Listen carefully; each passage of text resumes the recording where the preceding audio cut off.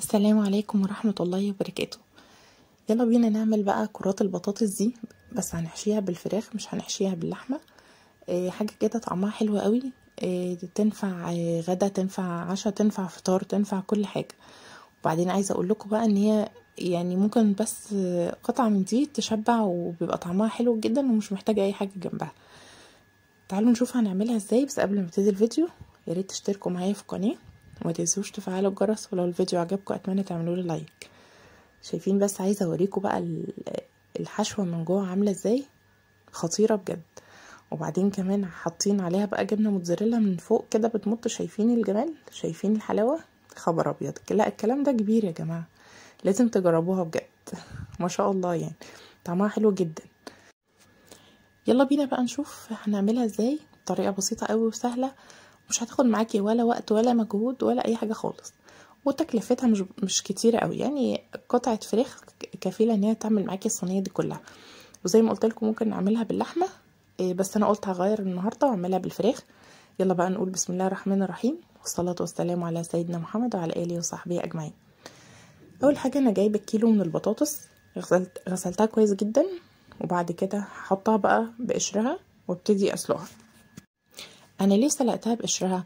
عشان نحتفظ باكبر كميه من النشويات اللي في البطاطس، لانك لو قشرتي البطاطس وسلقتيها وهي متقشره، النشويات اللي هتبقى في البطاطس دي كلها هتنزل في الميه، فمش هتستفيدي بيها، فمش هتبقى متماسكه كده لما نيجي نعملها كرات كده ونحطها في الفرن. فعشان كده هنسلقها بقشرها. هتحط بقى من غير اي توابل ولا اي حاجه خالص، ولا ملح ولا حاجه، لان انا كده هتبلها واحطها على النار بقى لمده ساعه كده، ساعه ونص، على حسب طبعا البطاطس بتاعتك حجمها ايه، لحد ما تبتدي تستوي معايا. اول ما هنحس ان هي فتحت كده ونحط السكينه تدخل وتخرج منها بسهوله، يبقى كده استوت معاكي. بعد كده بقى ابتدي اعمل الحشوه بتاعتي، وهي عباره عن قطع من صدور الفراخ مقطعه قطع صغيره جدا بالشكل ده. حطيت كده في الصينيه او طاسه على النار زيت، سبته يسخن كويس جدا عشان الفراخ ما تنزلش الميه بتاعتها، فاهم حاجه ان هي تسخن كويس قوي. بعد كده هرش عليها رشه صغيره من الفلفل، ربع معلقه كده صغيره من الفلفل الاسود، وعليها نص معلقه من الكزبره الناشفه. مش محتاجه اكتر من كده في التوابل بتاعتها. بعد ما مديت الفراخ تشويحه كده، نزلت عليها بصله كبيره كده مقطعه برضو قطع صغيره، ومعاها 3-4 فصوص كبيره من الثوم. بتدي بقى ريحه اول ما بنحطهم كده على الفراخ، بيبقى بجد بتدي ريحه حلوه جدا. هننزل بقى عليها بنص معلقه كده من الملح عشان تزود بقى من الريحه بتاعتها، ونحس بقى بريحه الفراخ وطعمها كده. لازم نتبلها بالملح طبعا. وبعد كده ابتدي اقلبها اشوحها. اول ما نحس انها اخدت اللون والبصله اتحمرت معايا وريحه الثوم طلعت، انزل بقى معايا بالفلفل الالوان وفلفل اخضر، يعني حوالي نص كده، واحدة نص فلفل، نص واحدة من الفلفل الألوان الأحمر والأخضر والأصفر. ابتدي أقلبهم برضو معاها. شايفين بقى تضاعفت الكمية معايا، وبعدين ادت ريحة بقى وطعم حلو جدا للفراخ. أنا مش هتبل بقى بأي حاجة تانية، الحاجات دي كده كفاية. وبعد كده بقى عندي البطاطس بعد ما اتسلقت، هسيبها بقى الحشوة دي على جنب كده، وابتدي بقى اجيب البطاطس بتاعتي قشرتها بعد ما سلقتها، وبعد كده احط عليها حوالي نص حزمة كده من الشبت والبطاطس، بيبقى ميكس حلو قوي. وبعد كده اتبل بقى بالملح، لان انا طبعا ما حطيتش ملح، فحطيت كده حوالي نص او معلقة صغيرة من الملح، وبعدين نص معلقة من الفلفل الاسود. وبعد كده عندي جوز الطيب. طبعا البطاطس برضو مع الجوز الطيب بتبقى حلوة جدا. وبعدين حطيت رشة صغيرة من الكمون. عندي بقى جوز الطيب دي اساسي بقى، بتخلي ريحة البطاطس حلوة جدا. ماشي. بعد كده بعد ما بشرت كده جوز الطيب، حطوا الكمية اللي انتوا عايزينها، بس تحاولوا ما تزودوش قوي، لانها يعني من الحاجات اللي هي ايه، اقل كمية فيها بتقلب معاكي طعم الحاجة.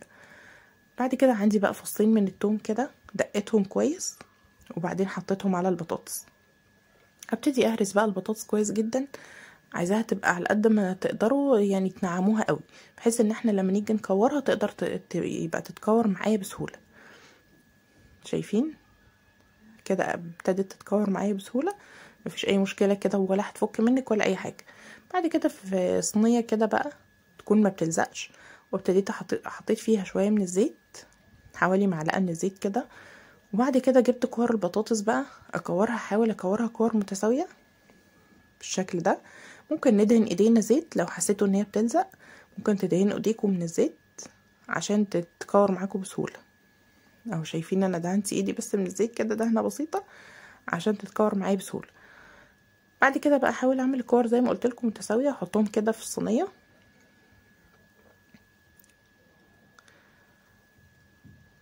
وهحاول اسيب مسافه بين كل واحده والتانية، لان انا لسه طبعا هعملها اجوفها كده، فهتاخد مساحه معاكي اكبر من كده.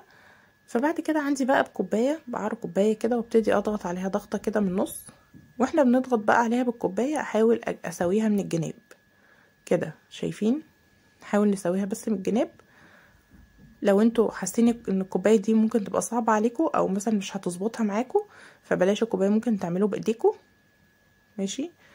براحتكم يعني، اي حاجه متاحه عندكم ممكن تعملوها. شايفين؟ بس انا بضغط بالكوبايه وبعدين بحاول ان انا اساوي الجناب بتاعتي، شايفين؟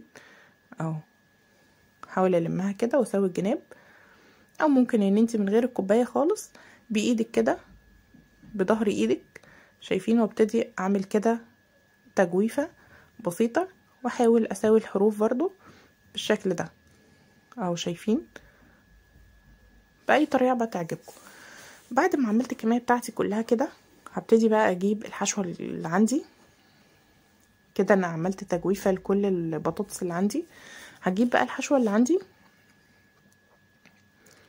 وابتدي احط في كل واحده كده حوالي معلقتين كده ولا حاجه، يعني على قد اللي انتوا عايزين تحطوه براحتكم يعني. بس نحاول ما نطلعهاش قوي علشان لسه هحط جبن، فنحاول ان انا نخليها كده لتحت، عشان برضو لو حطيتي الجبن هتنزل في الصينيه فمش هتبقى يعني هتتحرق بقى معاكي وكده. فنحاول نخليها اللي جوه البطاطس، ما تبقاش لبره قوي وما تبقاش طالعه لفوق قوي. ابتديت بقى احط الجبنه الموتزاريلا من على الوش. لو انتوا مش حابين تحطوا جبنه مفيش مشكله، ممكن ما تحطوش جبنه، بس الجبنه بتديها طعم حلو وبعدين بتدي لون حلو قوي من على الوش طبعا. بعد كده حطيتها بقى في الفرن، حطيتها من تحت كده في الشبكه، تبقى تحت شويه مش فوق، لحد ما تستوي معانا وتبقى بالشكل الجميل ده.